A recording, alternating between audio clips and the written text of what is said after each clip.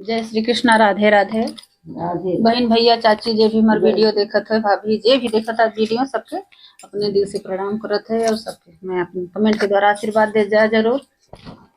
एक सोहर गीत गावत है। कृष्ण भगवान जब जेल में देवकी रहन पैदा भरहन, कंस गहन पूछे कि कौन गदेला भाव बाटे, बताओ हमें मारे बदे गहन हो। तो देखा का होता है वहाँ। आप लोग पूरा सोहर सुनिए तब समझ में आए। पूरा गीत शुरू से लेके लास्ट तक जरूर सुन जाए। सबसे रिक्वेस्ट बा हमार, तब तक गावत है सुनत जाए। सभी कमेंट में बताए कैसा लगा। भोरवा जे भइले भीनु सारावा त लोग सब जागाई, लोग सब जागाई हो। मोरे ललना कंस राजा आवले जे हालिया त देवकी से पूछा, देवकी से पूछा हो। मोरे ललना कंस राजा आवले जे हालिया त देवकी से पूछा, देवकी से पूछा हो। कवन लड़िकवा तोहरे भाई रे नके नहीं आवतारली के ना आवतारली रो। मोरी बहिनी हमके देखवा तू लड़िका तमाना बोध होई है, माना वाक बोध होई है रो। मोरी बहिनी हमके देखाव तू लड़िका तमाना वाक बोध होई है, माना वाक बोध होई है रो। जवन लड़िकावा हमारे भाई ले तवाना, हमारे गोद रवाना, हमारे गोद बाहे हो। मोरी भैया मानी जत हमार बचनिया नयाना बरी देख, नयाना बरी देख हो। मोरे भैया मानी जात हमारा बचनिया नयाना बरी देख, नयाना बरी देख हो। गोदिया से लिया ले ललना,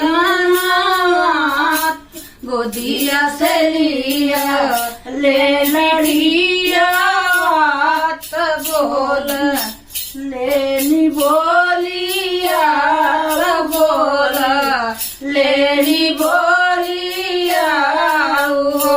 मोरी बहिनी नारद होई हाय लड़ाना बिटियवा कैसे भइली, बिटियवा कैसे भइली हो। मोरी बहिनी नारद काले होई हाय बेटाउआ बिटियवा कैसे होई रे, बिटियवा कैसे भइली हो। गोदिया से धाई ले लला, गोदिया से धाई ले टंगारिया जमीनिया पे पटक, जमीनिया पे पटक हो। मोरी बहिनी ऊपर से उड़ी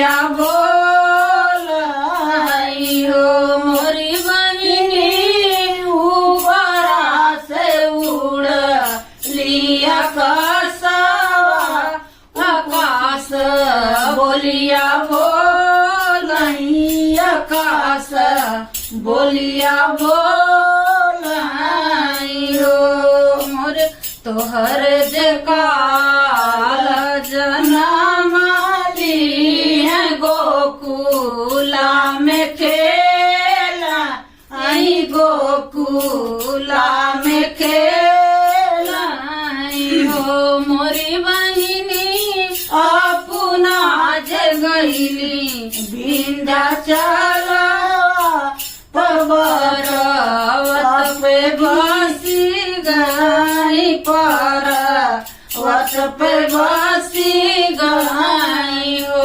मोरी बहिनी अपना जगैली विंध्याचल पर्वत पे बसी गई पर्वत पे गिर गई हो मोरी बहिनी वहीं पे बनाई आस्थाना जगत सब पूजय जगत सब पूजय मोरी बहिनी वहीं पे बनाई आस्थाना जगत सब पूजय जगत सब पूजय हो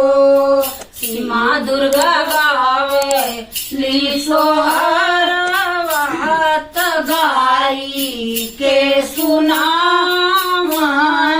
गाई के सुना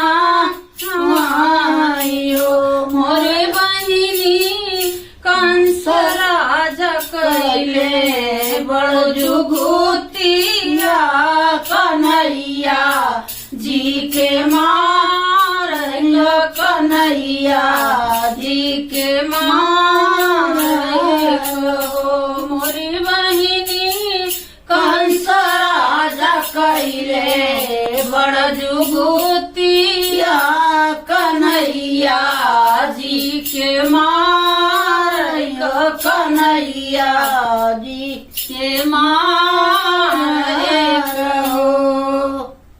इस ओवर गीत हमारा जैसा लगा है आप लोग के कमेंट में जरूर बताओ जाए। हमारे चैनल के लाइक करें सब्सक्राइब करें और शेयर ज्यादा से ज्यादा करें जा।